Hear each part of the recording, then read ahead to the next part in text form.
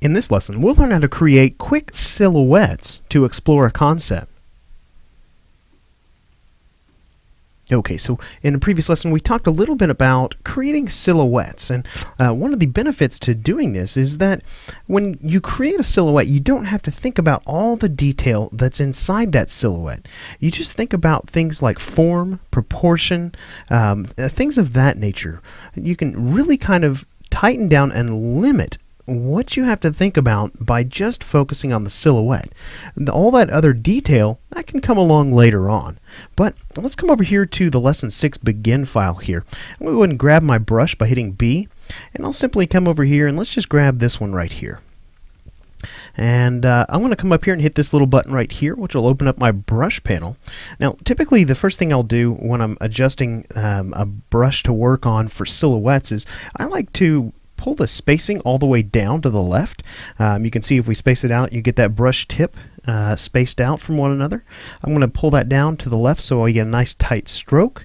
I'm going to come over here to this little widget, and we're going to adjust the roundness of our stroke so that we end up with something a little more calligraphic. So we can pinch that down by grabbing those little circles and then maybe spin that around just a little bit, sort of like that. So if we come over here to our layer 1 and begin to draw, you can see here that it gives us a nice calligraphic type line. So let me come over here and erase that. Now I'm dynamically adjusting the size of my brush by holding down the Alt key and right clicking and dragging. That's something that's relatively new to Photoshop, but while we're here with the eraser tool, again that's E on your keyboard, let's do the same thing to it. Let me come in and select that same brush, ramp down the spacing and crush the tip.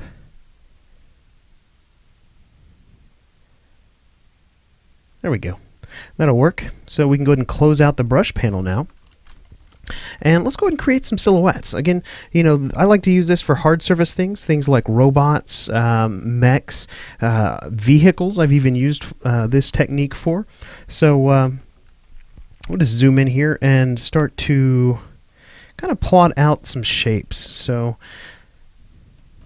maybe this particular robot has kind of an elongated head like that. We'll come in here and kind of just drop in kind of the forms of the body here.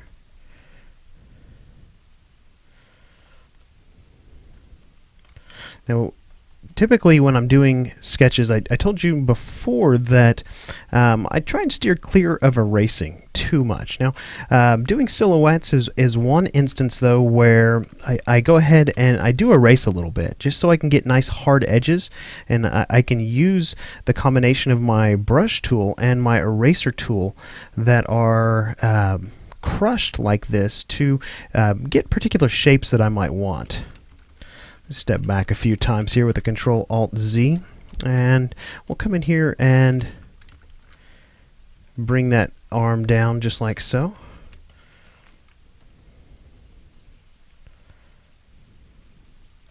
Now again, the same thing applies here. We're really not trying to work tight and detailed. We're trying to work relatively quickly here, because I think there's something to be said for happy little things that happen when you're working fast.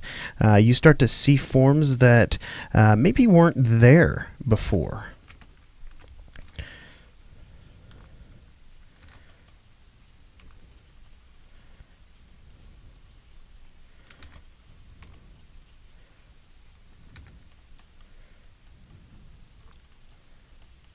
Maybe we can come in sort of like something like that.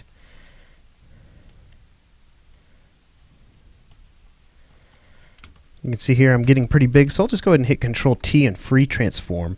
Hold Shift and grab one of those corner controls so we can shrink this guy down just a little bit. And we'll have to deselect with the Control-D again, but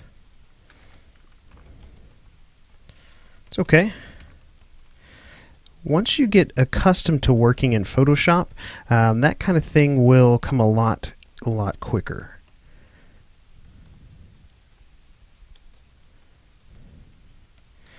You know, I'm going to shrink this down because I saw something here with the foot that I kind of liked, maybe kind of a segmented type feel to the feet. Kind of where his kind He's got kind of some big upper toes and maybe a smaller back toe, sort of like that.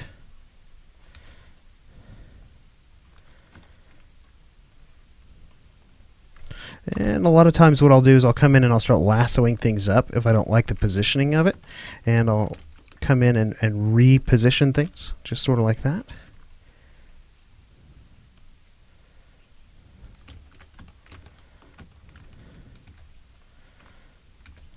Not really knowing what to do with that arm yet, so we'll just kind of hang it down, sort of like so. So I mentioned kind of before that we can focus not just on form, but also on the positive and negative shapes in areas. So you can see here that we've got some nice little negative shapes that are being created right along in this area right here. We've also kind of got some shapes right here that are starting to form as well. So I'm thinking that maybe might come in and bring that back just a bit. Maybe start to carve something out here.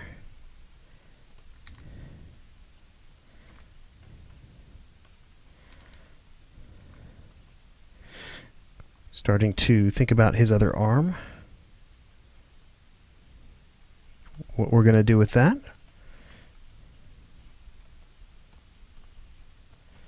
Maybe that's kind of got some overlap to it here. Kind of giving him this nice contrast between basically big thick shoulders, big thick forearms, and kind of spindly areas between the elbow and the shoulder here.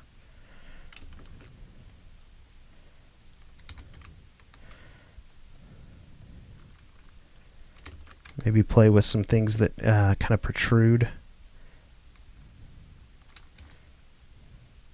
Again, it's all a matter of just switching back and forth between the brush tool and the eraser tool here. So feeling like his head may need a little bit more mass to it.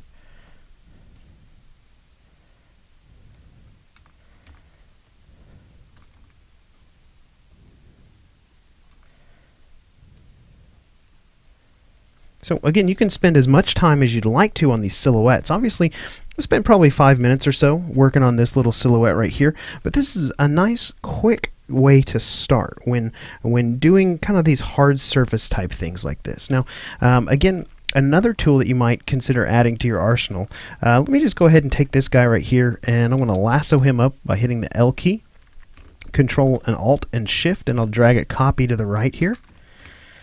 And let me go and show you the polygonal lasso tool.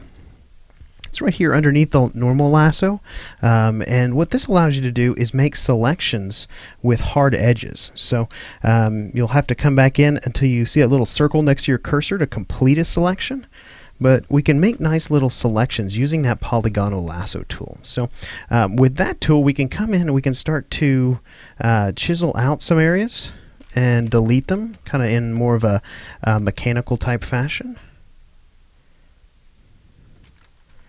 If maybe our brush tool isn't giving us a satisfactory result for those type of areas.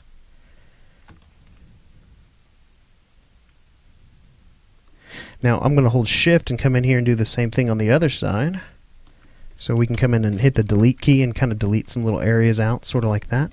Maybe we come in here and start to pull out some areas like this as well, kind of creating almost some kind of a strut or a shock there.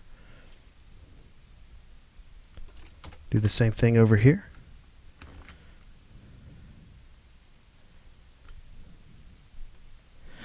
Now if you get kind of twisted with your polygonal lasso tool like this, you can hit that backspace key and step back one click at a time.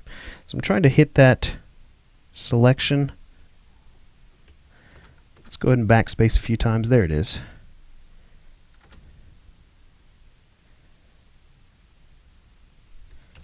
There we go. So you can kind of see how this silhouetting method is a really quick way to create interesting, in this case, a mech concept in just a matter of minutes. Now, once we have settled on a silhouette that we like, we can begin to start to think about the rest of the details. But we've got some really interesting forms going on in this character right here as it is. And I would probably go through, if I was working on a mech concept, and I would probably create however many silhouettes that I had allocated time to create. Maybe it's a half dozen, maybe it's a dozen, maybe it's 2 dozen different silhouettes of potential options for the character. So in this lesson we've learned how to quickly create silhouettes of a character concept. Now we've talked a little bit about thumbnails. We've talked a little bit about gesture. We looked at silhouetting, or creating silhouettes for a character. So we have one last technique that we spoke about earlier on in this course. We talked a little bit about speed painting. So in the next lesson, let's go ahead and take a glimpse at how that might work to help us visualize a concept.